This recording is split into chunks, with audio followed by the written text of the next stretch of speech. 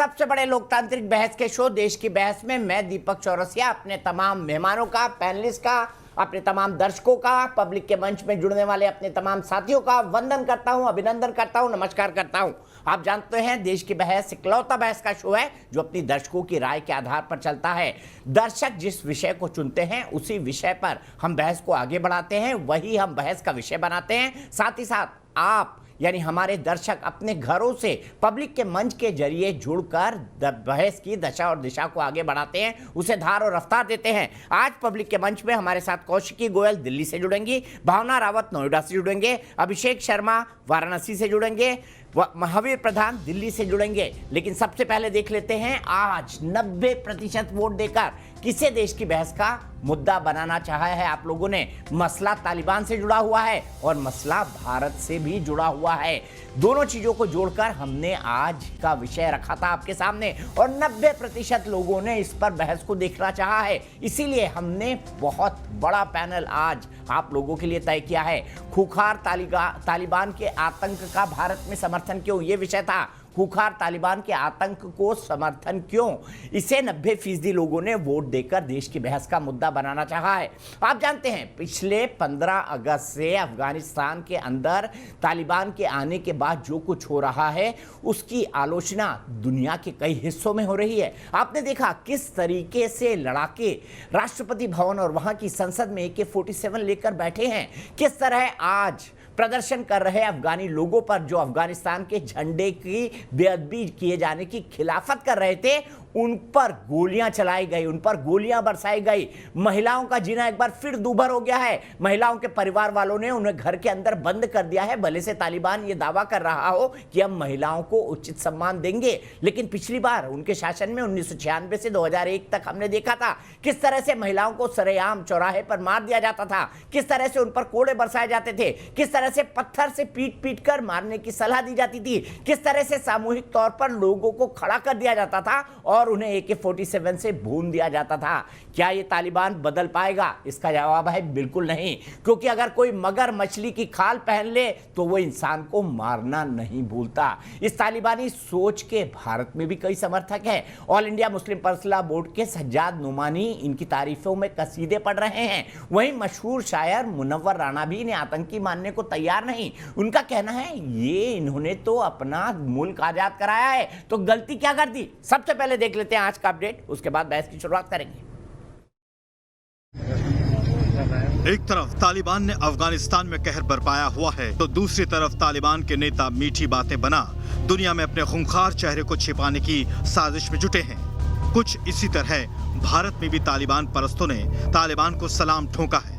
All India Muslim personal law board के प्रवक्ता मौलाना सज्जाद नुमानी ने तालिबान के लिए तारीफों के पुल बांध डाले। पूरी दुनिया की सबसे ज्यादा मजबूत फौजों को शिकस्त दी, उसमें कहीं भी कोई गुरूर, कोई बड़े बोल नहीं नजर आए। नजर आया तो ये कि वो नौजवान काबुल की सरजमीन को चूम रहे हैं। एसपी नेता शफीकुर रहमान ने भी तालिबान के शान में पहले कसीदे पढ़े। तालिबान एक ताकत है, उसने अमेरिका को पाँव नहीं जमने दिए, रशिया के नहीं जमने दिए, तो बहरहाल वो अपने देश को खुद चलाना चाहते हैं। हालांकि उनके खिलाफ FIR दर्ज हो चुकी है। ये सब ऐसे लोग हैं जो कि किसी भी चीज में जो है वो दीवानगी दिखाने लगते हैं। क्रूर तालिबान की शान में कसीदे पढ़ने वाले लोग मानो आतंक की तैयार होती नई जमीन पर रोते बिलखते बदहवास मरते लोगों को नहीं देख पा रहे हैं। लेकिन दुनिया के अमन पसंद देश लगातार तालिबान की कथनी और करनी में फर्क महसूस कर रहे हैं। भारत के अंदर भी इस तरीके की तालिबानी मानसिकता के, आतंक परस्त मानसिकता के लोग हैं। ये बयान इसी बात को दर्शाता है। इस बीच अफगानिस्तान के उपराष्ट्रपति अमरुल्लाह सालेह ने खुद को राष्ट्रपति घोषित करते हुए नॉर्दर्न अलायंस की मदद से पंजशीर पर कब्जा जमा लिया है, जबकि काबुल में मुल्ला बरादर बाकी तालिबानी नेताओं के साथ सरकार बनाने की रणनीति बुन रहा है। जबकि दुनिया तालिबान को सरकार की मान्यता देने पर मट गई है। भारत लगातार हालात पर नजर बनाए हुए है ताकि अपने नागरिकों की सुरक्षित वापसी हो सके। देश की बहस में चर्चा है कि तालिबान का खूनी और खूंखार इतिहास दुनिया अच्छे से जानती है, फिर भी उसके टेरर की वाहवाही करने वाले क्या आतंक परस्त हो गए हैं? तो सबसे पहले देख लेते हैं आज देश की बहस में हमने सवाल क्या पूछा है। सवाल आज के विषय से ही जुड़ा हुआ है। सवाल उन लोगों से जुड़ा हुआ है जो तालिबानी सोच के समर्थक है हमारे खुद के देश में। ये सोच का समर्थन किसी और आधार पर नहीं बल्कि मजहबी आधार पर कर रहे हैं। ऐसे लोगों के साथ क्या किया जाना चाहिए ये भी आप तय कर लीजिए। आज का जो सवाल है मैं आपसे पूछ लेता हूं और उसके बाद आपको हाँ या ना में जवाब देना है। जवाब के तरीकों का पता है आपको। क्या क्रूर तालिबान के कसीदे पढ़ने वाले माहौल बिगाड़ रहे हैं? इसे यस या नो में इसका जवाब दे सकते हैं। आप हमारी वेबसाइट पर जा सकते हैं, आप हमारे मोबाइल ऐप को डाउनलोड कर सकते हैं, आप हमारे ट्विटर हैंडल पर जा सकते हैं, आप हमारे फेसबुक पेज पर जाकर भी वोट कर सकते हैं। कार्यक्रम के बारे में अगर आपकी कोई राय है, सुझाव है, आप शो में शामिल होना चाहते हैं तो हमें 9711002266 पर व्हाट्सएप करें। आज दो बयान सबसे महत्वपूर्ण है। मुनव्वर राणा ने तालिबान की तारीफ की, दूसरी तरफ सज्जाद नोमानी जो all India Muslim personal law board से जुड़े हुए हैं, वरिष्ठ लोगों में से एक माने जाते हैं, उन्होंने तो तालिबान की कसीदों में पढ़ने में किसी भी तरह की कोई कसर नहीं छोड़ी। उन्होंने कहा तालिबान के हौसले को सलाम। वो लोग जो सरे राह लोगों को गोलियां मार देते हैं उनके हौसलों को क्या कोई हिंदुस्तानी सलाम कर सकता है? ये भी एक बहुत बड़ा सवाल है। इसी पर बातचीत करने के लिए ये सवाल ये है, ये लोग कौन हैं? मैं कह रहा हूं इस पर बातचीत करने के लिए कौन कौन है मैं आपको ये बाद में बताऊंगा, पर मैं ये जानना चाहता हूं ये लोग कौन हैं। शफीकुर रहमान वर्क जो तालिबान के आतंकियों को आज़ादी के सैनिक कह रहे हैं। इस बेगानी शादी में कौन कौन अब्दुल्ला दीवाना है, आज इस की भी बात होगी। All India Muslim personal law board कह रहा है कि हमारे सदस्यों के बयानों को बोर्ड की राय माने जा रहा है, तो बोर्ड इनकी आलोचना क्यों नहीं करता? All India Muslim personal law board ने कहीं नहीं लिखा कि तालिबान जो कर रहा है गलत कर रहा है, ऐसा क्यों है? इसी पर बात करने के लिए हमारे साथ प्रेम शुक्ला जी हैं, बीजेपी के नेशनल स्पोक्स पर्सन, सुशील पंडित जी हैं, रूट्स इन कश्मीर से जुड़े हुए हैं, RSN सिंह साहब हैं, फॉर्मर इंटेलिजेंस ऑफिसर हैं, अंतर्राष्ट्रीय और रक्षा मामलों के अंतर्राष्ट्रीय विशेषज्ञ हैं, यास्मीन फारूकी जी हैं, मेंबर है all India Muslim personal law board की वकारिज भट्टी साहब हैं, फाउंडर मेंबर है JNK स्पैम के। और सीधे मैं चलता हूं सबसे पहले यास्मीन फारूकी जी के पास। यास्मीन जी बताइए, all India Muslim personal law board के सज्जाद नोमानी कह रहे हैं तालिबान के हौसले को सलाम। उन लोगों के हौसले को सलाम जो बंदूक की भाषा जानते हैं, जो लोगों को निर्ममता से मारते हैं, जो क्रूरता से महिलाओं पर कोड़े बरसाते हैं, उनके हौसलों को सलाम करेगा all India Muslim personal law board के सज्जाद नोमानी? बताइए।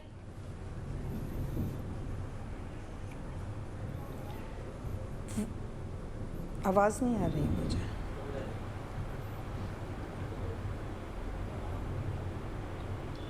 हेलो यास्मीन जी, क्या आप भी सज्जाद नोमानी की तरह तालिबान के हौसलों को सलाम करेंगी? बताइए मुझे। वो लोग जो सरजारा लोगों को मार देते हैं, महिलाओं पर कोड़े बरसाते हैं। सवाल करके जवाब का इंतजार कर लिया कीजिए। जी आप कह रही थी मेरी आवाज नहीं आ रही, इसीलिए मैंने सवाल दोहराया। जी अच्छा, आपकी आवाज आ रही है यास्मीन जी? आप बोल सकती हैं। नोमानी साहब की वो जाती राय है, वो क्या राय देते हैं? सज्जाद नोमानी की वो जाती राय है और किसी भी जाती राय के लिए मैं जिम्मेदार नहीं हूँ, ना बोर्ड जिम्मेदार है। वो उनकी पर्सनल राय है, वो क्या रखते हैं राय, उसके जवाब दे वो खुद हैं। वो अगर इस तरह की राय रखते हैं तो वो अपना जवाब खुद देंगे, मैं उसकी जिम्मेदार या बोर्ड उसका जिम्मेदार नहीं है। इसलिए वो बात आप मेरे से मत कहिए जो मेरे से ताल्लुक़ नहीं रखती और बोर्ड से भी नहीं रखती। मुझे आवाज़ नहीं आ रही है। ठीक है, आप इसकी आलोचना कर दीजिए। सज्जाद नोमानी साहब ने कहा, बिल्कुल गलत कहा, भारत की नीतियों के खिलाफ कहा और तालिबानी सोच एक आतंकी सोच है। बोल दीजिए, आलोचना कर दीजिए सज्जाद नोमानी जी की। और तालिबान जैसा शासन कहीं नहीं होना चाहिए जो आम लोगों के खिलाफ अत्याचार करे। मेरी जवाब सुन लीजिए। मेरी कोई भी टिप्पणी उससे पहले नहीं आएगी जब तक कि मेरे PM कोई जवाब नहीं देते कि वो उनसे संधि करना चाहते हैं या उनके खिलाफ बोलना चाहते हैं या उनके अगेंस्ट हैं। जो मेरी सरकार डिसीजन लेगी वो मेरी राय होगी। मैं अभी वक्त से पहले कोई बात नहीं करूंगी। नहीं, लेकिन सज्जाद नोमानी साहब की आलोचना तो कर दीजिए ना। ये कह दीजिए सज्जाद नोमानी साहब ने बहुत गलत बोला अगर वो तालिबान के हौसले को सलाम कर रहे हैं तो। ये कहने में आपको क्या दिक्कत हो रही है यास्मीन जी? अगर मेरी सरकार ने उसको समर्थन दे दिया, अगर मेरी सरकार ने उसे समर्थन दे दिया तो फिर कितनी गलत बात होगी कि मैं उसके खिलाफ जा रही हूँ। मेरा जो भी जवाब होगा वो मेरे गवर्नमेंट के बोलने के बाद। तो आप भी मानते हैं तालिबान वाले आजादी की लड़ाई के समर्थक हैं? सुनिए, आप भी तालिबान की आजादी की लड़ाई की समर्थक है क्या? मैं आपकी एक बात मैं आपसे एक बात कहना चाहती हूँ। मैं बिल्कुल इस बात को फेवर करती हूँ कि उन्होंने मेरे भारतीय बहन भाइयों को हिफाजत से भेजा है। मुझे मेरी बला से वो लोग मरे कटें या कुछ भी करें, मेरे फर्क नहीं पड़ता, क्योंकि उन्होंने भेजा कि हमारी फोर्सेस लेके आए, वो इनका सियासी मामला है। उन्होंने भेजा कि हमारी फोर्सेस लेके आए। यास्मीन जी, आपने तारीफ तो कर दी, सियासी मामले में इधर से कान नहीं पकड़ा तो इधर से पकड़ लिया, सज्जाद नोमानी की तरह कान नहीं पकड़ा इधर से तो इधर से पकड़ लिया। मैंने तारीफ, आप गलत बात क्यों बोलते हैं चौरसिया जी?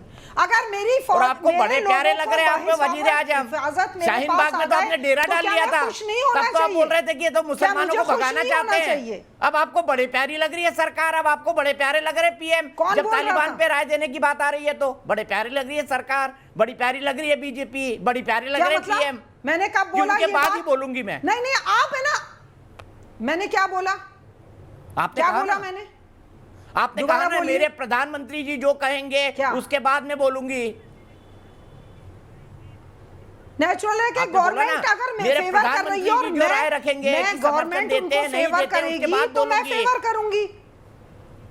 अरे तो अगर मेरी गवर्नमेंट ने समर्थन दे दिया और मैं बुराई कर रहा हूं तो कितनी गलत बात हो गवर्नमेंट बड़ी अच्छी लग रही है, वरना आप उसकी हर नीति का विरोध करती है। अब आपको गवर्नमेंट बहुत अच्छी लग रही है, मोदी जी बहुत अच्छे लग रहे हैं, प्रधानमंत्री बहुत अच्छे लग रहे हैं, क्योंकि बात तालिबान की है। आप गलत बात बहुत करते हैं।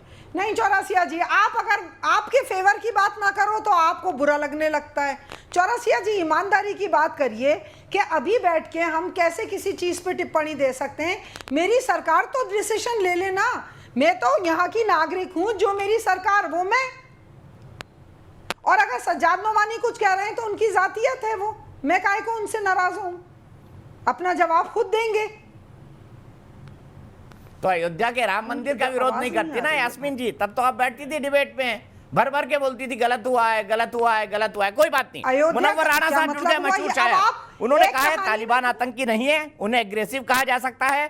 तालिबान ने बिल्कुल सही किया, तालिबान मुल्क के लिए लड़ रहा है, मुल्क को आजाद कराया तो गलत क्या किया। सीधे चलता हूं मुनव्वर राणा साहब के पास, बड़े अदब से पूछता हूं मुनव्वर राणा जी, ये वही लोग हैं जिन्होंने नजीबुल्लाह को मार के सरेआम चौराहे से लटका दिया, ये वही लोग हैं जिन्होंने बामियान में गौतम बुद्ध की मूर्ति तोड़ दी, ये वही लोग हैं जो सामूहिक तौर पर लोगों को, अफगानी लोगों को लाइन में खड़ा करके गोली मार देते थे, ये वही लोग हैं जो वहां की खातूनों पर, महिलाओं पर कोड़े बरसाते थे, ये वही लोग हैं जो 13 से 14 साल की बच्चियों को घर से उठाकर इनका सामूहिक निकाह करवा देते थे।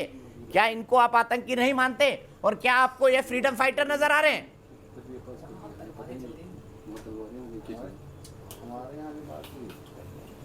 हम मालूम है, देखो भाई चप्पल पहनने आपका फते हुए बेचारे वहाँ बीजेपी में होता क्या, ठीक है कि चोट पहुँचते लोग सवेरे से मजदूरों की तरह सवेरे 7 बजे से काम करते घर पहुँचे थे, रोटी। मुनव्वर साहब, मेरी आवाज आ रही है?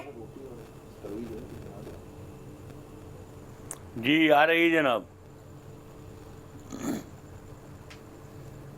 जनाब, मैं आपसे जानना चाहता हूं बहुत अदब से कि क्या आप तालिबान को आज़ादी के लड़ाके कहेंगे, क्योंकि ये वही तालिबानी है जिन्होंने नजीबुल्लाह को सरेआम फांसी पर लटका दिया था चौराहे पर, जिन्होंने गौतम बुद्ध की मूर्ति तोड़ डाली थी बामियान ने, ये वही लोग हैं जिन्होंने सरे राह अफगानी लोगों को लाइन में खड़ा करके 12 की लाइन में, 40 की लाइन में गोलियों से उड़ा दिया था, ये वही लोग हैं जो महिलाओं पर कोड़े बरसाते थे। इनकी आप बड़ी तारीफ कर रहे हैं, कह रहे हैं इन्होंने मुल्क को आजाद करा लिया।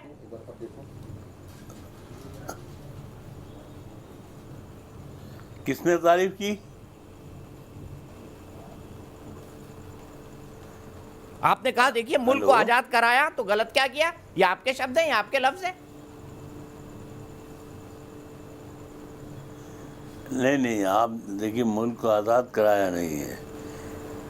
दो बड़े दुश्मनों को जिन लोगों ने जिंदगी भर उनसे लड़े हों, रूस और अमेरिका, तो उन पर कितने जुल्म हुए होंगे उनका भी हिसाब निकाल लीजिए ना। और वो जाहिर सी बात है कि हिंदुस्तान जो इतना परेशान है, और उन्होंने जो जुल्म किए उसका हिसाब, डिप्लोमेट जो इतने परेशान है, नहीं आप हिसाब लेंगे, आप भगवान हैं, आप कौन हैं यमदूत हैं, अल्लाह मियाँ हैं, खुदा हैं। आप सर, मैं हिसाब तो लेने छोटा-मोटा वाले एंकर कौन हूँ। है? हिसाब बस तो आपसे वक्त सवाल पूछ लेता रहा है हूँ। ना। आपने कहा उन पर जुल्म हुए, मैंने कहा उन्होंने अफगानी लोगों पे जो जुल्म किए, जी। दुनिया पे जुल्म किए, उसका हिसाब कौन देगा?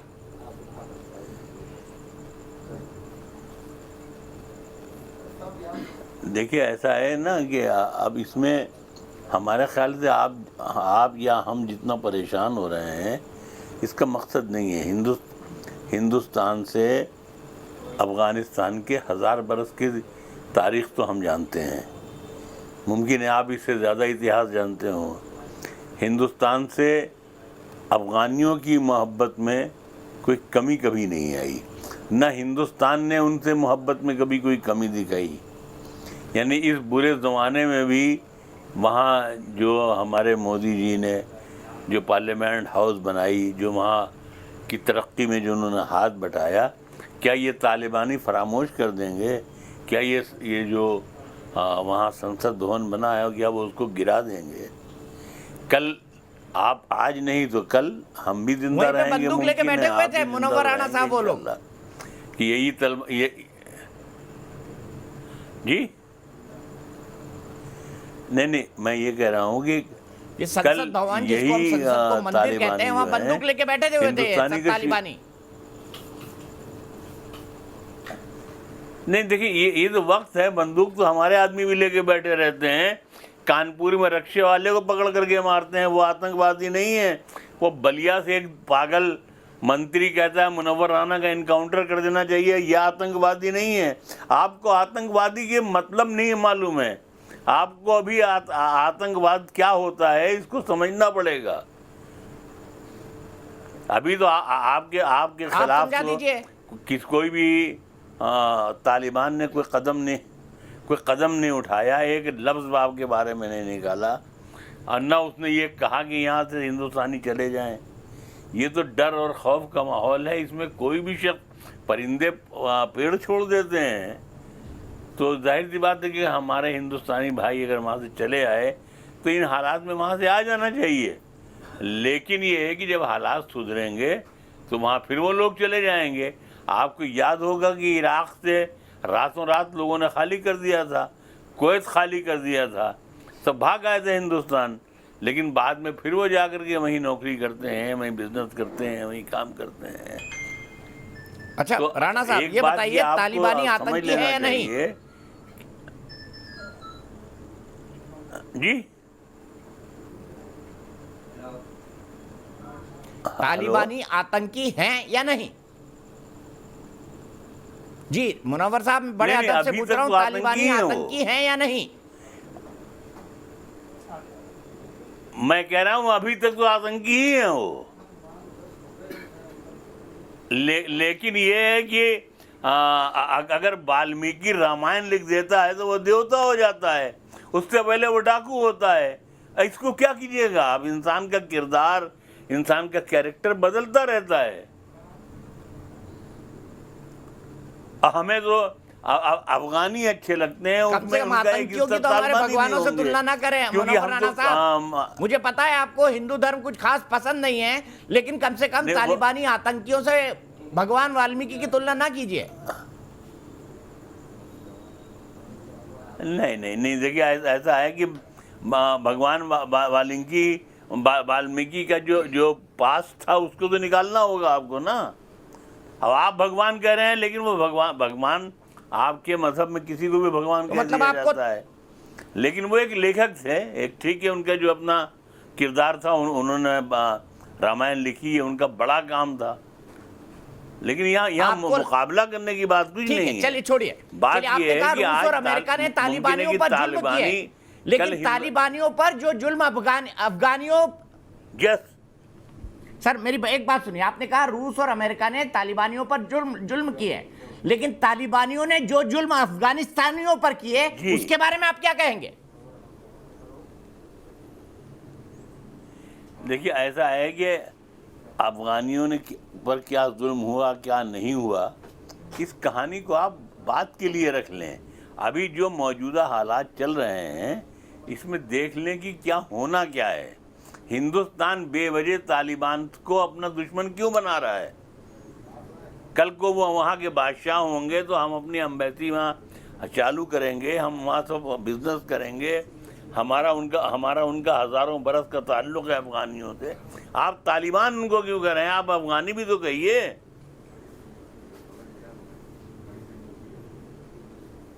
नहीं सर, वो खुद अपने आप को तालिबानी कहते हैं, खुद उनके संगठन का नाम तालिबान उन्होंने खुद ने रखा है, मैंने या मुनव्वर राणा ने नहीं रखा है।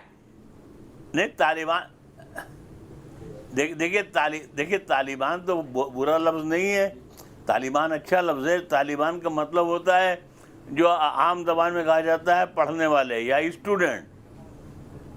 तो उन्होंने इस तालिबान लफ्ज़ में तो कोई बुराई नहीं है। से इनका दूर दूर तक कोई लेना देना नहीं है। क्या बुराई है भाई? अगर कोई आदमी जी नहीं, पढ़ने से इन तालिबानियों का दूर दूर से कोई लेना देना नहीं है राणा साहब। 2100 किलोमीटर। देखिए दीपक जी, जितनी बहस आप अफगानियों पर और तालिबानियों पर कर रहे हैं, हिंदुस्तान की मॉब लिंचिंग पर और कानपुर जैसी गुंडागर्दी पर अगर आप करें तो ज़्यादा अच्छा होगा इस देश के लिए। सर ये तालिबानी भी तो मॉब लिंचिंग ही करते थे अफगानिस्तान में।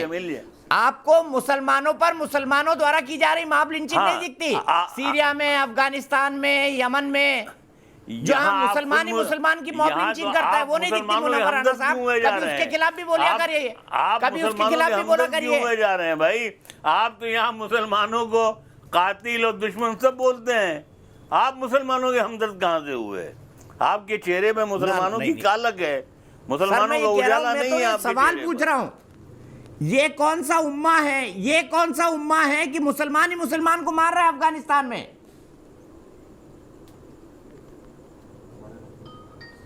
नहीं, यानी आप ये चाहते हैं कि मुसलमान मुसलमान को न मारे, मुसलमान हिंदू को मारे और हिंदू मुसलमान को मारे, तब लड़ाई ना मारे। कोई इंसान किसी को ना मारे, ना कोई इंसान किसी इंसान को ना मारे, चाहे वो हिंदू हो, मुस्लिम हो, सिख हो, ईसाई हो, बौद्ध हो, पारसी हो, जैनी हो। आप इसी पर बहस कीजिए। क्या कानपुर की वारदात का आपने अपने चैनल पर कोई बहस का रास्ता निकाला था? क्या आपने शर्मिंदगी का इजहार किया था? क्या आपने अपने आप को ये महसूस किया था कि हमारे चैनल के मौजूद रहते कानपुर जैसे इलाकों में ऐसे जुल्म हुए जा रहे हैं, उनको हम ना देखें? आप पहुंच गए फौरन तालिबान की तरफ। छोटी छोटी बातें पकड़ते हैं, लेकिन बड़े बड़े आप छोटे छोटे इंसिडेंट पकड़ते हैं, पर बड़े बड़े इंसिडेंट को मजहब के आधार पर ढक देते हैं। जैसे आप अफगानिस्तान को कह रहे हैं कि इनको तालिबानी नहीं अफगानी कहिए। हाँ साहब, नहीं, आप छोटी छोटी बातें पकड़ते हैं। नहीं, हिंदुस्तान में आप कुछ भी कीजिए, आपको अपने देश में ही खोट नजर आता है। लेकिन मुसलमान को मार रहा है सिया के नाम पे, सुन्नी के नाम पर, आईसिस के नाम पर, तालिबान के नाम पर, वो आपको बुरा नहीं लगता? आपकी ड्यूटी है अपने मुल्क के लोगों की हिफाजत करना, आपकी ड्यूटी दूसरे मुल्कों की हिफाजत करने के लिए नहीं सर, मेरी ड्यूटी है दुनिया के हर मुल्क के लोगों की हिफाजत करना। मेरे मुल्क के लिए तो है ही, लेकिन जो लोग झूठा नैरेटिव चलाते हैं कि मॉब लिंचिंग हो रही है, माइनॉरिटी को सताया जा रहा है, मैं उनको सिर्फ बताना चाहता हूं कि भैया तालिबान के बारे में भी कुछ बोलिए कैसे अफगानी लोगों को सता रहे हैं वो। नहीं, अभी तो आपको नहीं सताया ना।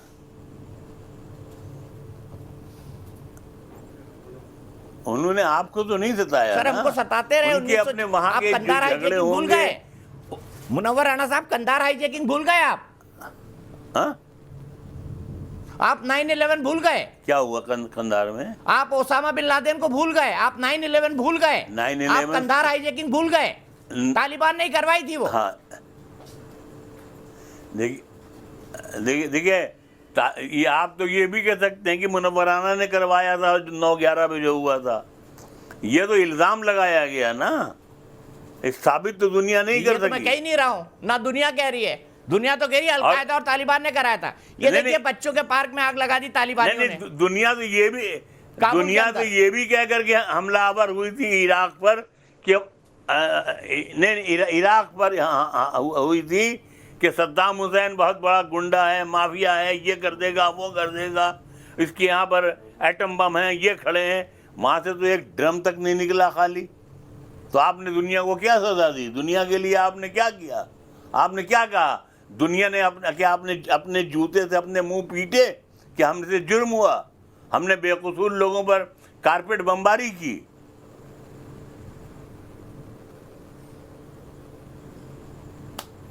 प्यारे भाई, मुनव्वर राणा साहब, शायद आपको याद नहीं है, मैं खुद इराक गया था और वहां की आपने रिपोर्टिंग की, आपने खुद ने तारीफ की थी और मैंने यही सब बातें बोली थी जो आपने बोली थी, क्योंकि सच बोलने से मैं हिचकता नहीं हूं। मेरे पास आपके लिए वक्त इतना ही है। मैं फिर से अपने पैनल के पास जाता हूं। प्रेम शुक्ला जी हैं, सुशील पंडित जी हैं, RSN सिंह साहब हैं, यास्मीन फारूकी जी हैं और वकार भट्टी साहब हैं। मैं सीधे चलता हूं प्रेम शुक्ला जी से। प्रेम शुक्ला जी, ये क्या है? मजहब के आधार पर कुछ लोग, सज्जाद नुमानी जैसे, शफीकुर रहमान वर्क जैसे, मुनव्वर राणा साहब भी प्रत्यक्ष अप्रत्यक्ष तौर पर तालिबान की तारीफ ही कर रहे हैं। बोले कल को आपको बातचीत का भी मौका पड़ सकता है। ये क्या है? मजहब के आधार पर तालिबानी सोच को संस्तुति देना कितना उचित मानते हैं? दीपक जी अप्रत्यक्ष नहीं, प्रत्यक्ष तारीफ कर रहे हैं। दीपक जी, मुनव्वर राणा ने प्रत्यक्ष तारीफ की, अप्रत्यक्ष नहीं। तालिबान यानी विद्यार्थी, तालिबान यानी अफगानी, तालिबान यानी भले लोग, और भारत में जो है ये हिंदू जो है ये बड़े आतंकवादी हैं। इन्होंने कानपुर में एक जो है लड़कियों की छेड़ करने वाले मुसलमान को पीट दिया, ये बहुत बड़ा अपराध हो गया। एक चोर को मार दिया, ये बहुत बड़ा अपराध हुआ। चोर की क्यों पिटाई कर दी? ये सब अपराध हैं। लेकिन मुस्लिम खवातीन, मुस्लिम महिलाओं पर का नरसंहार करना, उनका बलात्कार करना, उन पे कोड़े चलाना, छोटी लड़कियों पर बलात्कार करना, नरसंहार करना, मस्जिदों में बम फोड़ना, ये सब काम तो यार तालिबान भले लोग हैं, उनके बारे में आप सवाल क्यों पूछ ले रहे हैं? मुनव्वर राणा से आपने सवाल पूछ लिया, उनको गुस्सा आ गया। यासीन जी से आपने सवाल पूछा, उनको गुस्सा आ रहा था। अभी वकार भाई से आप पूछेंगे, उनको गुस्सा आएगा। इस देश के सामान्य मुसलमान को तालिबान से इतनी मोहब्बत क्यों है, ये सुनकर आश्चर्य हो रहा है। भाई तालिबान तो मार किसको रहा है? तालिबान ने मुसलमानों के अलावा अगर उसने 100 लोगों को मारा होगा तो 99 मुसलमान मारे होंगे। एक आध उसने कहीं अमेरिका में या किसी और देश में किसी गैर मुस्लिम को एक आध कहीं मारा होगा। सबसे अधिक उसने कत्लेआम किसका किया? मुसलमान का किया। अफगानिस्तान में भाग कौन रहा है? मुसलमान भाग रहा है। क्यों भाग रहा है? तालिबान के डर से भाग रहा है। तालिबान ने आते ही क्या शुरू किया कि अफगानिस्तान का जो झंडा उठाएगा उसको गोली मार देंगे, मनोरंजन पार्क में आग लगा देंगे। ये सारी हरकतें करने के बाद भी तालिबान अच्छा है। क्यों तालिबान अच्छा है? क्योंकि मुसलमान है। आप अभी यासीन जी ने कहा कि हम तो भारत सरकार जब जो है निंदा करेगी, तो भारत सरकार ने तो कभी निंदा नहीं की थी फिलिस्तीन के मामले में, कि इजराइल और फिलिस्तीन के मामले में आजकल भारत सरकार निंदा नहीं करती है। लेकिन आप तो फिलिस्तीन के समर्थन में मोर्चे निकालने लगते हैं। रोहिंग्या के मामले में भारत सरकार की नीति बहुत स्पष्ट है कि रोहिंग्या को शरण नहीं देनी चाहिए। रोहिंग्या के लिए आजाद मैदान में आप दंगे कर देते हैं, अमर जवान स्मारक का जो है अपमान कर देते हैं। CAA से NRC से बांग्लादेशी बाहर जाने वाले थे, किसी भारतीय मुसलमान की नागरिकता नहीं जानी थी। आपने कहां कहां हंगामा नहीं किया, कहां कहां दंगे नहीं किए, कहां कहां सड़कें नहीं जाम की? क्यों जाम कर दी भाई? तो इन सवालों का कोई जवाब नहीं है। हमको कोई जवाबदेही नहीं रखनी है। हमको भारत के सारे संसाधनों का अधिकार जो है उसको भोगना है, भारत के हितों का लाभ लेना है। लेकिन हमेशा विचार जो है उम्मा का करना है, उम्मा से बाहर नहीं निकलना है। उम्मा में चाहे तालिबान ही क्यों ना हो, उस तालिबान के विरुद्ध भी नहीं बोलना है। तो ये जो प्रणाली है, ये जो प्रवृत्ति है, ये निश्चित तौर पर आत्मघाती उनके लिए है। भारत के लिए कुछ नहीं होना जाना जी। भारत तो बहुत सशक्त है। ठीक है। वो काल नहीं है भारत का कि आप जो है डायरेक्ट एक्शन लेकर भारत को विभाजित कर देंगे। अगर कोई ये सपना देखता हो तो सपना जितनी जल्दी हो उसको चूर कर ले, वरना उसको तकलीफ होगी। यास्मीन जी, आपने हाथ उठाया, मैं आपके पास जरूर आऊंगा, लेकिन उससे पहले वकार भट्टी जी, तालिबानी लोग बड़े अच्छे हैं, मैंने सुना। बिल्कुल अच्छे हैं सर। उन्होंने तो सिर्फ बच्चों के पार्क में आग लगा रहे हैं। AK-47 लेके बच्चों की कार में घूमते हैं, उसके बाद बच्चों के पार्क में आग लगा देते हैं। सर अगर यहाँ वीडियो आजकल एडिट बहुत होती है, दिल्ली में भी होती हैं, यूपी में भी होती हैं, हर जगह होती हैं। अगर वहाँ की कोई वीडियो आई है तो उसको आप प्रूफ मांग कैसे पूरे तालिबान को और मुसलमानों को बदनाम करने की कोशिश करते हैं? पहली बात ये है। दूसरी बात, हमारे प्रोफेट मोहम्मद हजरत मोहम्मद सल्लल्लाहु अलैहि वसल्लम तालिबान मुसलमान कहाँ हो गए? वो मुसलमानों को ही मार रहे हैं अफगानिस्तान में। वकार भट्टी पता नहीं है क्या? ये तालिबानी मुसलमानों को ही मार रहे हैं अफगानिस्तान में। नजीबुल्ला भी मुसलमान ही था। नहीं, बिल्कुल बिल्कुल वो मुसलमान जो अशरफ गनी भाग के गया है वहां से यूएई में छुपा है, वो भी मुसलमान ही था। कल शायद आपको पता होगा कल 10 मुहर्रम है, तो जो हजरत इमाम हुसैन को शहीद करने वाले थे वो भी मुसलमान ही थे। तो एक मुनाफिक मुसलमान भी होता है, एक ईमान वाला भी होता है। तो मुनाफिक के लिए सजा है, ठीक है सर, हमारे दीन में। तो जो मुनाफिक करेगा, तालिबान वाले ईमान वाले हैं जी, हमें तो यही लगता है ईमान वाले, क्योंकि शरिया की बात अगर कोई करेगा तो शरिया लाना चाहता है, जो नबी करीम सल्लल्लाहु अलैहि वसल्लम का कानून, अल्लाह का कानून लाना चाहता है जमीन पे ऊपर, कोई मुल्क में शरिया लाना चाहता है, तो वो अल्लाह का कानून ला रहा है, कुरान का कानून ला रहा है, हदीस का कानून ला रहा है। आप उसको नहीं एक्सेप्ट करते, वो आप वकार भट्टी कल ही श्रीनगर छोड़िए और कंधार जाइए, मजार शरीफ जाइए, कल ही श्रीनगर छोड़िए, शरिया का कानून आ रहा है वहां पर, जाइए मजार शरीफ रहिए, कंधार रहिए, काबुल रहिए, आपके टिकट में स्पॉन्सर कर दूंगा। मैं नहीं सर, मैं शरीयत को मानता हूँ और मैं अपने जम्मू कश्मीर में हूँ, मैं अपनी रियासत में हूँ। नहीं जाइए, रहिए वहाँ पे, जम्मू कश्मीर नहीं है किसी के बाप, रहिए वहाँ पे, शरिया का कानून लागू हो रहा है वहाँ पे, जाइए वकार भट्टी टिकट कटवाइए अफगानिस्तान का, शरिया का कानून भारत में नहीं लागू हो सकता, जाइए वहां पर रहिए। मेरे नबी का पैगाम है सर, मेरे अल्लाह का पैगाम कुरान में, पूरी दुनिया में इस्लाम का परचम लहराएगा, इसकी आप फिक्र मत करें, इंशाल्लाह वो वक्त आएगा, आज नहीं तो कल, कल तो नहीं अल्लाह तो ताला का ये भी पैगाम है क्या तालिबानियों के लिए कि अफगानी मुसलमानों को मारो? अच्छा, अल्लाह ताला का ये भी पैगाम है कि तालिबान को कि अफगानी मुसलमानों को मारो, लाइन में खड़ा कर करके गोली मारो। जो बलात्कारी है, मेरा इस्लाम कहता है उसको पत्थरों से मार मार के उसकी जान निकालो, जो कत्ल करे उसके बदले में कत्ल, जो चोरी करे उसके बदले में हाथ। तो हर इस्लाम में तो सबसे पहले तालिबानियों को खुद की जान निकाल देनी चाहिए पत्थर से मार मार के, क्योंकि सबसे बड़े बलात्कारी वही है। 14 साल से लेकर 45 साल की बच्चियों का सामूहिक बलात्कार तालिबानी करते हैं, आपको पता नहीं क्या? सिंगल प्रूफ दीजिए ना सर, सिंगल प्रूफ है, प्रोपेगेंडा छोड़िए ना सर। ये यहाँ जो आप कर रहे हैं ना भारत में, ये आप ना बीजेपी की मदद, यहाँ आरएसएस की मदद कर रहे हैं यूपी में चुनाव जिताने के लिए, और ये आपको भी पता है। मैं आपको चैलेंज करता हूँ, 1-2 महीने के बाद ना मोदी जी ने बिरयानी खानी है आपके लिए। मैं क्राउड फंडिंग करूंगा अफगानिस्तान के टिकट के लिए, सार्वजनिक तौर पर क्राउड फंडिंग कि वकार भट्टी को भेजिए अफगानिस्तान। अब श्रीनगर में इनकी जगह जरूरत नहीं है, शरिया का कानून को पूरी अफगानिस्तान में लागू हो गया। सिंह साहब, इस मुस्लिम भाईचारे उर्फ उम्मा और मुस्लिम ब्रदरहुड के बारे में क्या बोलेंगे वकार भट्टी को? चाय पी लीजिए, मुंह मीठा कीजिए, इतना कवड़े मत रहिए, इंशाल्लाह देखिएगा हम भाई हैं, इंसानियत के भाई हैं, आप हमारे भाई, हम आपके भाई। ये नफरत छोड़िए, मोहब्बत आइए, मोहब्बत फैलाते हैं दुनिया भर में। जो तालिबानियों की तारीफ करे, जो तालिबानियों की तारीफ करे वो मेरा भाई नहीं हो सकता। आप पीजिए हिंदुस्तानी चाय पीजिए, हिंदुस्तानी चीनी खाइए, मुंह मीठा करिए, पर नमक हरामी करना मत भूलिए। आरएसएन सिंह साहब, नमक हरामी मैं नहीं करूंगा। अभी कुछ दिनों के बाद मोदी जी ने खुद देखना अपने कश्मीर भी हिंदुस्तान का हिस्सा है जनाब, कश्मीर, जम्मू कश्मीर भी भारत का भी हिस्सा है। किसने बोला? जबरदस्ती पूरा देश बोलता है, पूरी दुनिया बोलती है, आप नहीं बोलते खाली। बोलने से तो आप बोलोगे सऊदी अरब आपका, अमेरिका भी आपका, तो मैं क्या कर लूंगा? मान लूंगा उस चीज को, मान लीजिए, आप कर लीजिए। कहना, सपने देखना बहुत बड़ी बात होती है सर। देखिए सपने देखिए। और मोदी जी बिरयानी खिलाएंगे अभी तालिबानियों को बिरयानी भी खिलाएंगे मोदी जी अभी 1 महीने के बाद। देखिए, चैलेंज करता हूँ, ये आपकी क्लिप यहाँ रखना। हमारे यहाँ ना सामूहिक तौर पर रोने वाले लोग आते हैं कई जगहों पर। मैं रोता ही नहीं। वकार भट्टी मुझे वही दिखाई दे रहे हैं, रुदाली। पता नहीं क्यों तालिबान की बात पर इतना कुछ हो रहे हैं कि अपने देश के खिलाफ बोल रहे हैं। सिंह साहब आप बोलिए, वकार भट्टी मैं आपका ऑडियो डाउन करूंगा, प्लीज लगातार मत बोलिए, कमेंट्री मत करिए।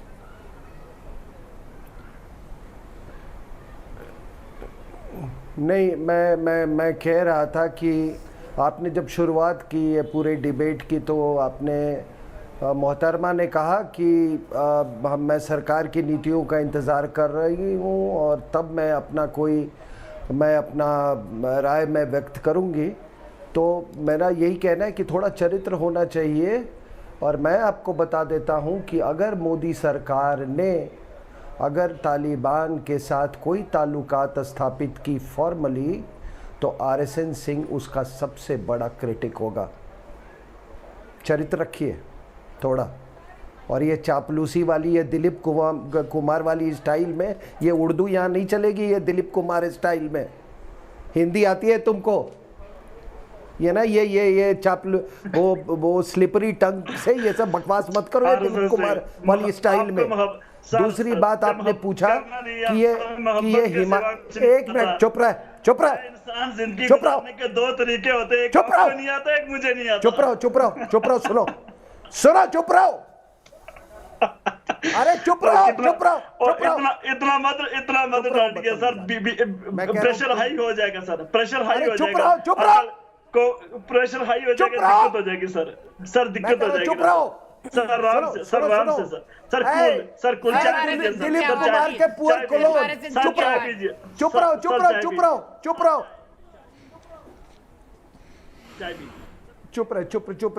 चुप रहे। दूसरी बात आपने ये पूछा कि ये आपने कहा कि किस तरह से पार्क में ये जाके उन्होंने वो बच्चों के जो खिलौने हैं उस पर किस तरह से ये पढ़े लिखे तालिबान स्टूडेंट है भाई, पढ़े लिखे हैं, किस तरीके से वहाँ मज़े ले रहे हैं पार्क में बच्चों की तरह। बचपना भी इनमें बहुत है, बहुत इनोसेंट लोग हैं, बहुत बच्चे हैं।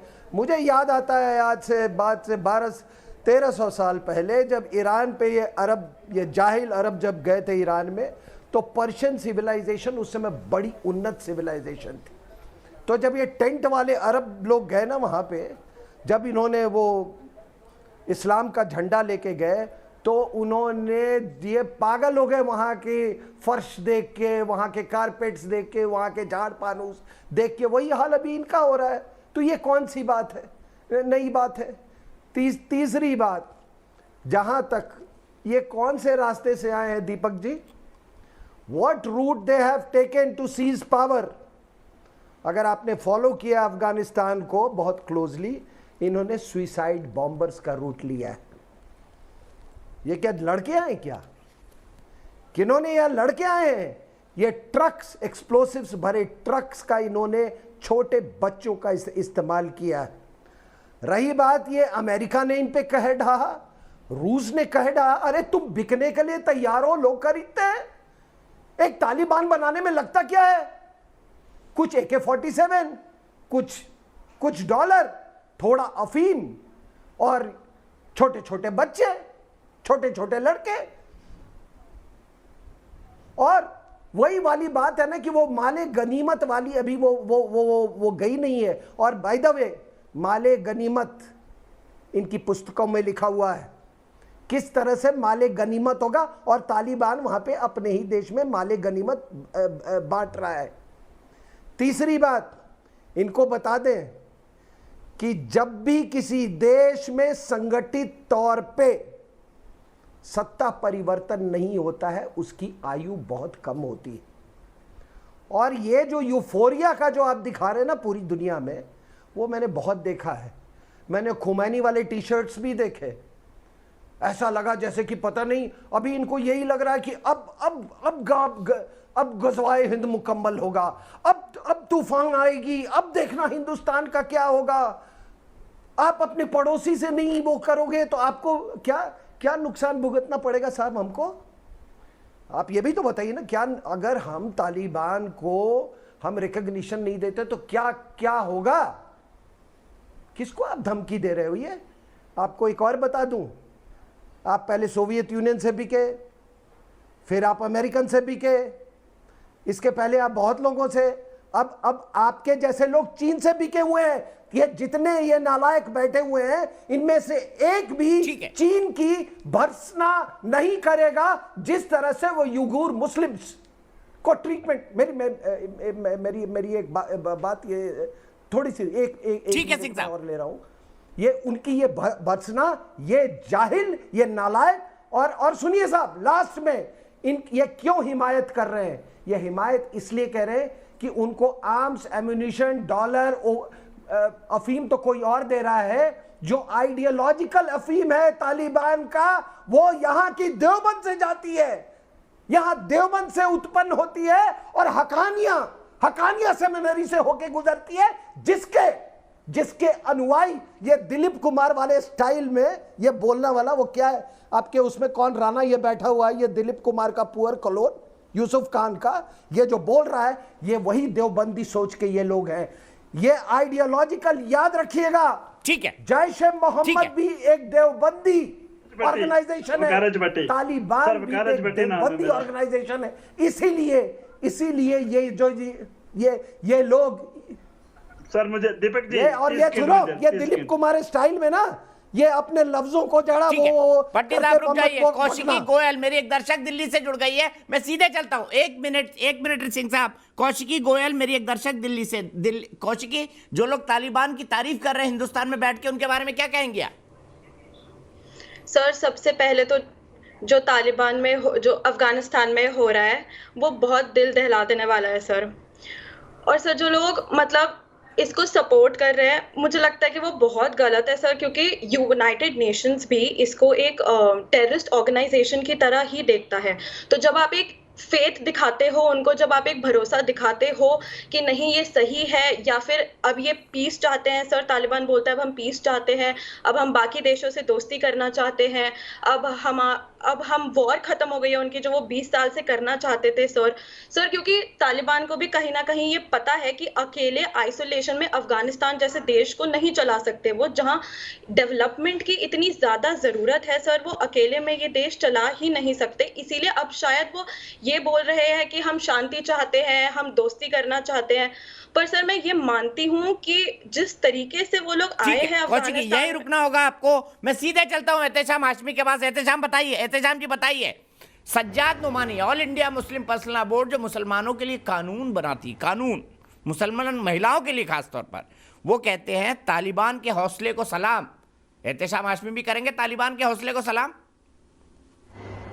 मैं आपसे एक बार फिर कहूंगा दीपक भाई साहब, मैं आपसे एक बार फिर कहूंगा कि आपने जितनी भी डिग्री ली है उसका इस्तेमाल करिए, लेकिन आपने ये जो नई डिग्री बीजेपी कार्यालय से ली है इसको आग लगा के फेंक दीजिए।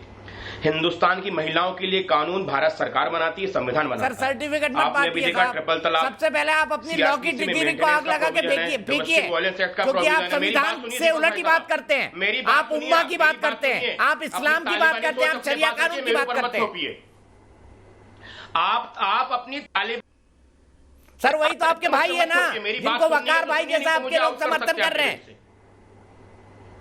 कौन मेरा कैरेक्टर मुझ पर मत थोपिए। मेरे भाई तो आप, मैंने आपको कोई सर्टिफिकेट नहीं बांटा, और ना मेरे पास सर्टिफिकेट बांटने की फैक्ट्री है आपकी जैसी, और ना ही मैंने अधिकार आपको दिया है। आप ही मेरे बड़े भाई हैं, मैं डिबेट में आपको भाई भाई बोल के एड्रेस करता हूं, लेकिन अगर मेरा बड़ा भाई मोदी सरकार के तलवे चाटने लगेगा तो उसमें मैं क्या कर सकता हूं, बताइए आप।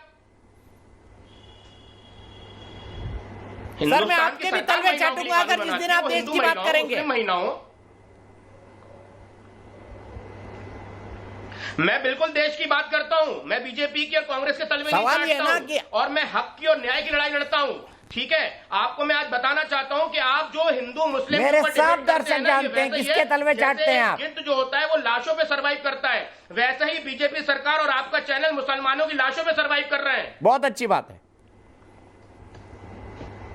आपने कैसे बोल दिया कि मुस्लिम महिलाओं के लिए ये मुसलमानों की लाशें तालिबान वाले क्यों गिरा रहे हैं, जरा बता दीजिए, जरा बता दीजिए ना। ये तालिबान वाले भी मेरे ही जैसे बुरे हैं, बता दीजिए, बोल दीजिए ना। तालिबान वाले मेरे जैसे ही बुरे हैं, मुसलमानों की लाशों पर सरवाइव कर रहे हैं, बोल दीजिए जरा, ये भी बोल दीजिए। जो आरएस भाई दीपक भाई साहब, चलिए तालिबान से लड़ाई लड़ते हैं, मैं आपके साथ चलने को तैयार हूं, मैं आपके साथ तालिबान से लड़ाई लड़ने को तैयार हूं। मोदी सरकार का क्या स्टैंड है तालिबान पे, बताइए देशवासियों को।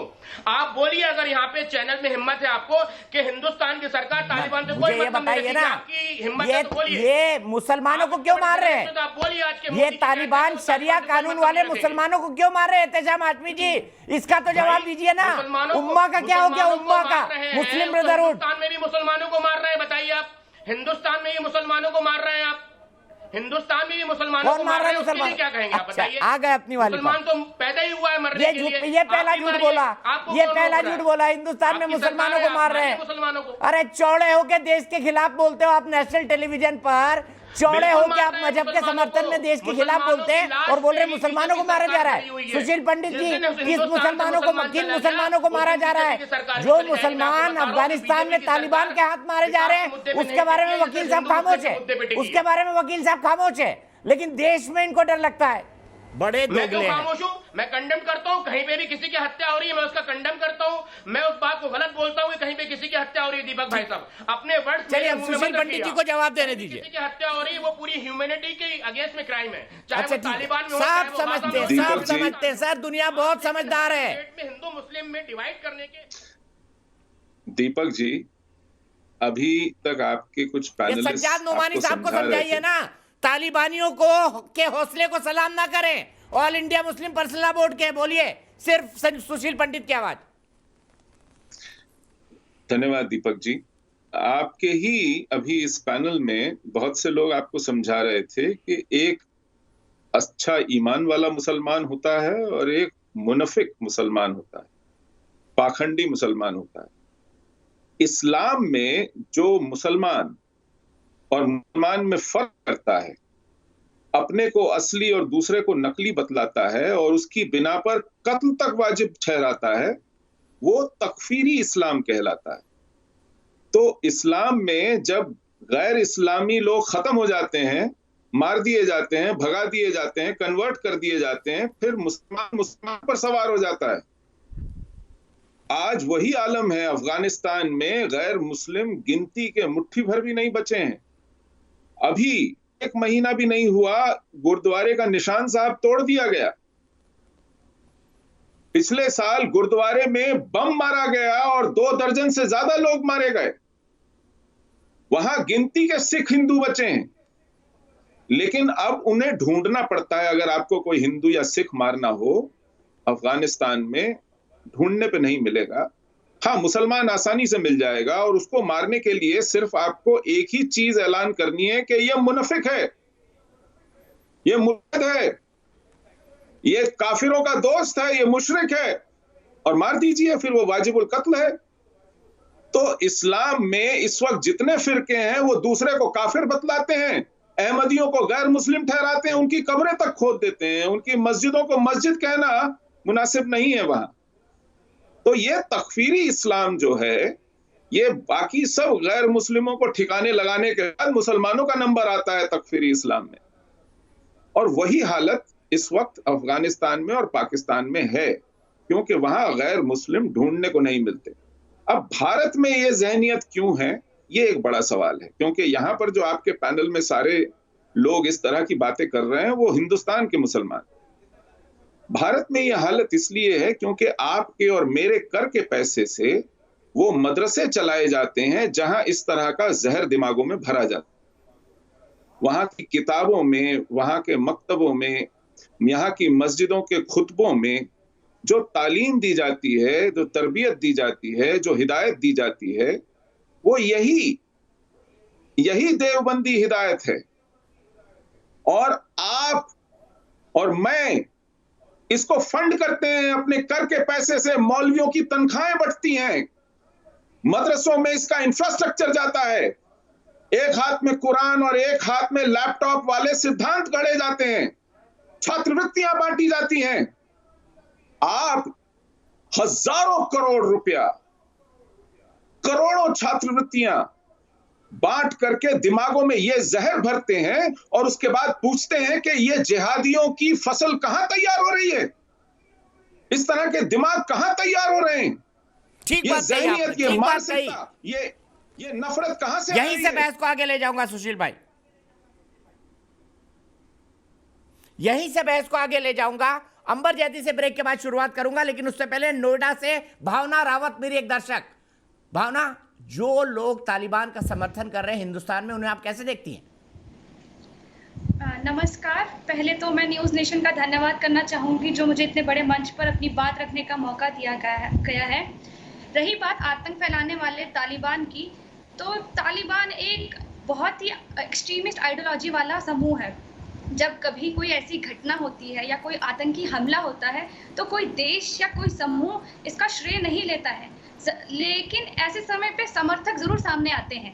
बिलो द बेल्ट और अंडर द टेबल कौन किसकी मदद कर रहा है और कौन किसका समर्थन कर रहा है, इस बात से हम सभी बहुत अच्छी तरह से वाकिफ हैं। आजकल रोज़ हम अफगानिस्तान से दिल दहला देने वाली तस्वीरें देख रहे हैं।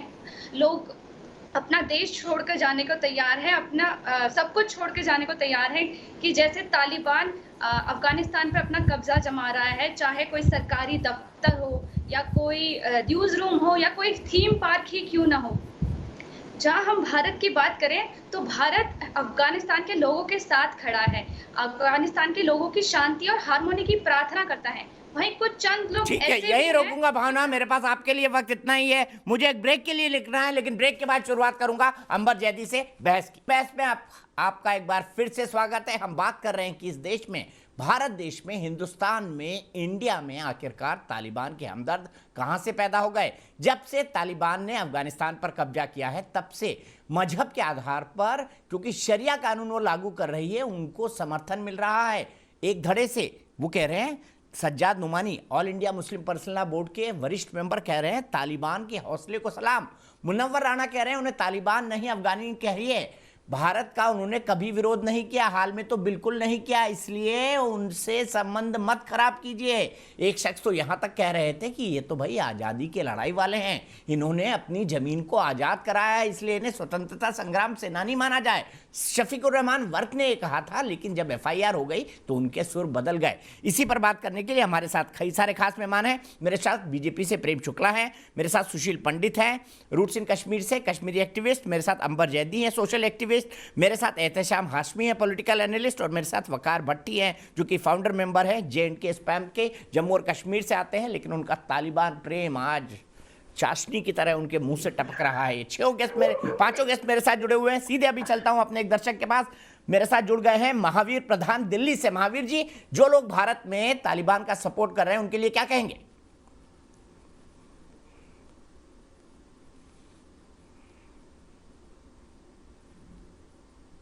ठीक है अंबर, आप बताइए ये क्या हो रहा है भाई? तालिबान के हौसले को सलाम, सज्जाद नुमानी साहब बोल रहे हैं। ऐसा लग रहा है कि मतलब इससे बेहतर कौम तो कभी दुनिया में पैदा ही नहीं हुई, और असल में यही मुसलमानों को मारे अफगानिस्तान में 20 साल से।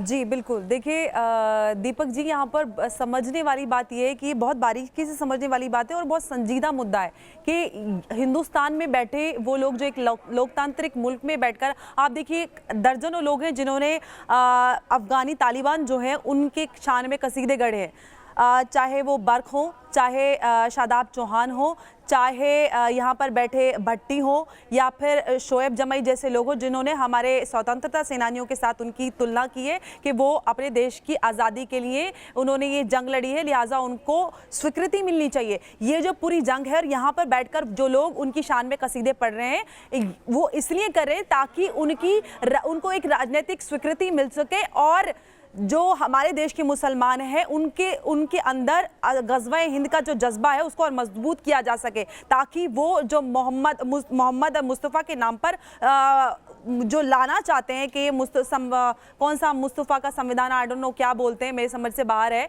उनके नाम पर जो राजनीति करते हैं, जो इस्लाम है उसको हाईजैक 1300 साल पहले किया जा चुका था। ये इस्लाम नहीं है, ये राजनीतिक वर्जन है जो इस्लाम के नाम पर लोगों का खून करते हैं, मासूमों की जान लेते हैं। वो तालिबान जिसने मैटरनिटी वार्ड में बच्चों की जान ले ली, स्कूल में बच्चों की जान ले ली। आप 1 साल पहले का वाकया है कि उन्होंने गुरुद्वारे पर हमला किया, कितने मासूम बच्चों की जान गई, स्कूली बच्चे, और चौराहे पे खड़े करके महिलाओं की बोली लगाते हैं सरेआम $1600 में। एक महिला जो पूरे बुरके में कवर है, उसका इतना चेहरा खुला रहता है, उसको अल्लाहू अकबर कह के गोलियों से भून देते हैं। ये वो निज़ाम है, और आप उस संविधान का अधिकार, उन संवैधानिक अधिकारों का इस्तेमाल करके हमारे देश में बैठकर आप उस आतंकवादी संगठन के कसीदे पढ़ते हैं। ये संविधान है, अगर होते ना आप शरिया के अंदर तो अब तक आपकी जबान गुद्दी से खींच ली गई होती है, चौराहे पे लटके नजर आते हैं वकार भट्टी जैसे लोग।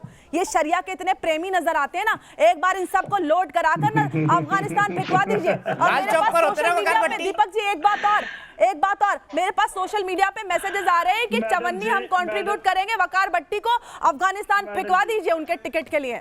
मैडम जी, आप जैसों को हम चुवानी क्या, हम 1000 चुवानी दे देंगे। बिल्कुल, इनको टिकट मैं स्पॉन्सर करूंगा और क्राउड फंडिंग भी करूंगा, लेकिन उससे पहले महावीर रावत, मेरे एक दर्शक जुड़ गए हैं दिल्ली से। 1 मिनट अंबर, 1 मिनट आता हूं, आपका और वकार भट्टी का 1 और 1 करवाता हूं, मुझे सिर्फ 1 मिनट दे दीजिए। महावीर प्रधान, मेरे एक दर्शक दिल्ली से। महावीर, ये कौन लोग हैं जो हिंदुस्तान में रहकर मजहब के आधार पर तालिबान की तारीफ कर रहे हैं?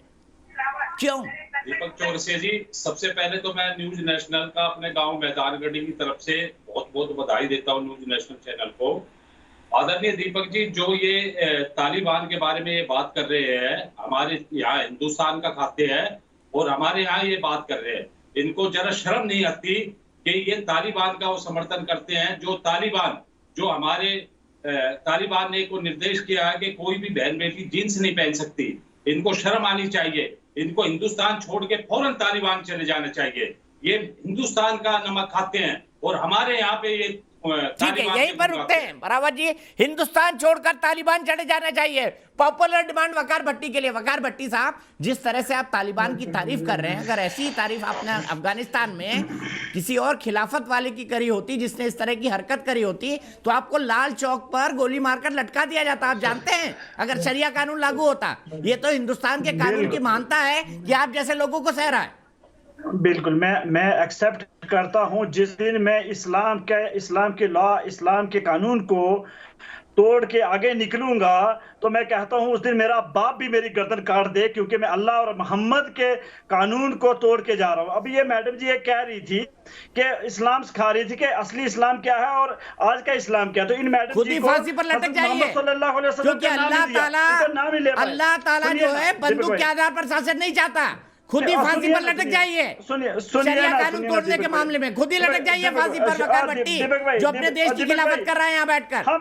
हम जनाब, हमारी आखिरत है, हमें आखिरत में जवाब देना है।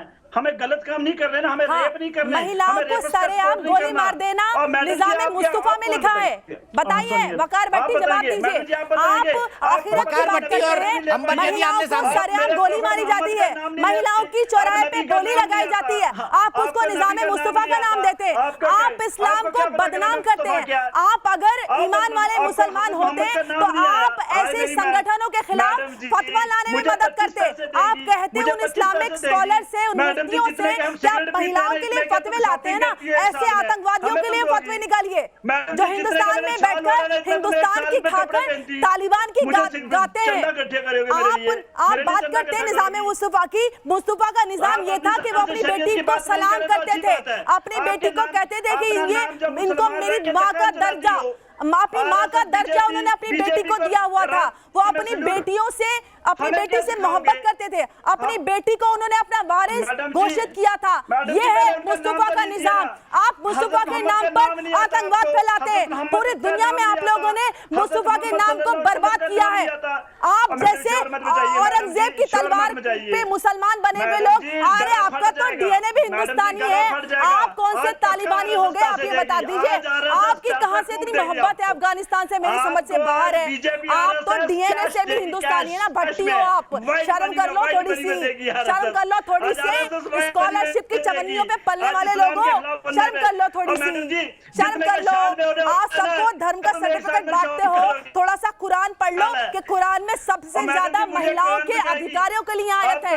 आप लोग सिर्फ प्रोपेगेंडा करते हो, महिला विरोधी आपकी विचारधारा है। आप महिलाओं को शटलकॉक बुर्खे में रखना चाहते हो। आपको पता है ना अफगानिस्तान में क्या हो रहा है, महिलाओं को बेहोश करके कॉफिन में डाल के ट्रेड किया जा रहा है पाकिस्तान को। आप मिले हो क्या अफगानिस्तानियों से?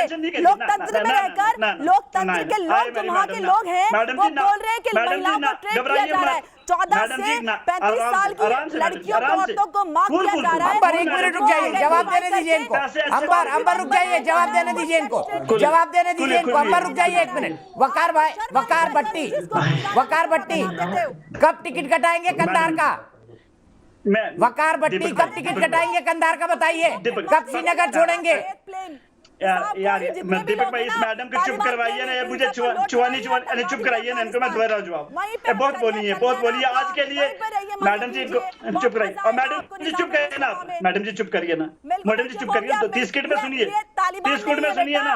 यहाँ से मेरी आवाज नहीं छुप सकती। अम्मा मेरी अम्मा, आई मेरी अम्मा, आई मेरी अम्मा, अम्मा मेरी, खड़े करके उनको गोलियां मारेंगे। मेरी अम्मा चुप हो जा, मेरी अम्मा चुप, मेरी अम्मा चुप हो जा, मेरी अम्मा। शुक्रगुजार हूँ। अम्मा बेटा बुला रहा है घर में आओ, अम्मा बेटा बुला रहा है घर में आ जाओ, आप जैसे लोगों की कलर खोल सकती हूँ। आपके दिल में तालिबान है, आप हिंदुस्तान में ग़ज़वे हिंद लाना चाहते हो और यही सोच को आगे बढ़ाने के लिए यहाँ पर बैठकर आप हिंदुस्तान के मुसलमानों का नुमाइंदा बनकर आप अफगानियों में बैठे तालिबानियों को सलाम करते हो कि हिंदी मुसलमानों का सलाम, सुन्नी मुसलमान और शिया भाई, आप शियों को मुसलमान भी नहीं समझते। आप वो लोग हो, इतने एक्सट्रीमिस्ट हो कि आप हर किसी को काफिर की डिग्री दे देते हो और इस्लाम में तो किसी को भी डिग्री देना, किसी भी धर्म का सर्टिफिकेट देना जायज ही नहीं है। और आप बात करते हो निज़ाम मुस्तफा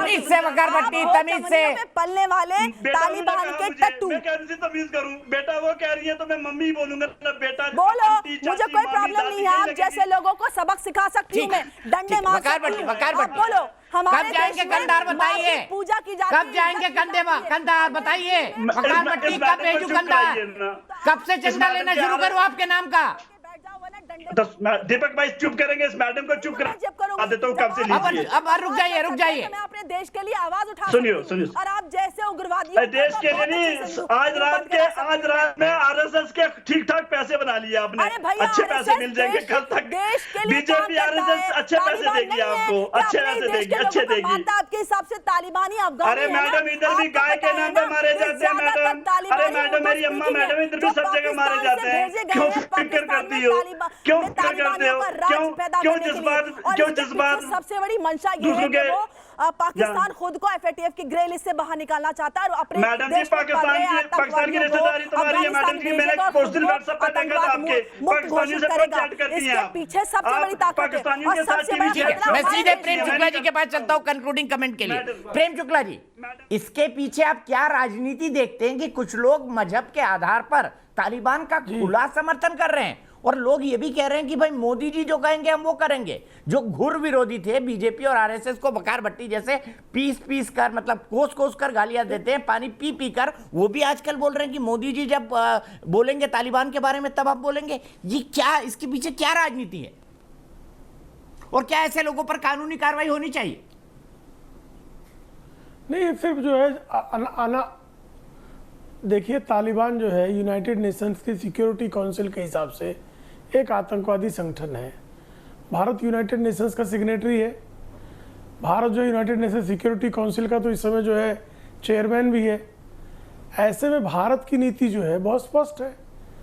अब जिनको जो है आतंकवाद को भी मोदी जी के विरोध के नाते आतंकी शक्तियों के पीछे छिपने में भी कोई गुरेज नहीं है, वो लोग मोदी जी के नाम पर जो है कि सरकार जो है उसकी कोई नहीं, सरकार की वो स्पष्ट नीति है। एमईए इस बारे में स्टेटमेंट दे चुका है, हम वहाँ से जो है भारतीयों को रेस्क्यू करने के काम में लगे हुए हैं, हमारे राजनयिक वहाँ से आ चुके हैं और पूरी विश्व ने, अमेरिका ने उसको एड देना बंद कर दिया, ब्रिटेन ने उसको एड देना बंद कर दिया, अधिकांश सरकार उसको मान्यता देने के लिए अभी तैयार नहीं है। आप उसके पहले जो है तालिबान के गुण गाने पर क्यों आमादा हो गए हैं? विश्व की बिरादरी में जो मुस्लिम कंट्रीज भी हैं, सऊदी अरेबिया, यूएई, इन सब में से किसी ने कहा क्या कि हम तालिबान को मान्यता दे रहे हैं? ईरान ने कहा क्या कि हम तालिबान को मान्यता दे रहे हैं? अभी मुस्लिम देश भी आगे नहीं आए हैं, लेकिन यहाँ कुछ लोग ढोल बजाने के लिए निकल पड़े हैं। तो ये उस वृत्ति का प्रदर्शक है कि आप जो है अपने पड़ोसी से दुश्मनी रखेंगे उसके धर्म के आधार पर और तालिबान से उम्मा के नाम पर मोहब्बत रख लेंगे। तो ये निश्चित तौर पर दुर्भाग्यपूर्ण स्थिति है। जो कोई इस तरह की सोच को समाज में जहर की तरह घोल रहे हैं, ये उसी तरह के लोग हैं जिन्होंने 1920 से लेकर 1947 तक ठीक है इसी तरह की गतिविधियां करके, पहले सेकुलरिज्म से प्रारंभ करके सेकुलरवाद से अलगाववाद में परिवर्तित करने का जिस तरह से जिन्नावाद चला, वो जिन्नावाद का एक प्रच्छन्न स्वरूप है ये, जो लोग तालिबान के समर्थन में खड़े दिखते हैं। ठीक है, यहीं पर रुकते हैं। प्रेम शुक्ला जी, आप तमाम मेहमानों का बहुत बहुत शुक्रिया मेरे साथ जुड़ने के लिए। दर्शक क्या कहते हैं? क्या क्रूर तालिबान के कसीदे पढ़ने वाले माहौल बिगाड़ रहे हैं? यस कहना है 95% लोगों का, नो कहना है 5% लोगों का। वकार भट्टी जी, तारीख डिसाइड कर लीजिए, आपका पैसा मैं दूंगा, क्राउड फंडिंग भी नहीं करूंगा, जेब से पैसा दूंगा कंधार जाने के लिए। चले जाइए, जल्दी जाइए। ताकि आपको मालूम पड़ सके वहां का शरिया कानून कैसा है। फिलहाल एक ब्रेक, लेकिन न्यूज नेशन एक ऐसा चैनल है जहां पर खबरों का सिलसिला कभी नहीं थमता।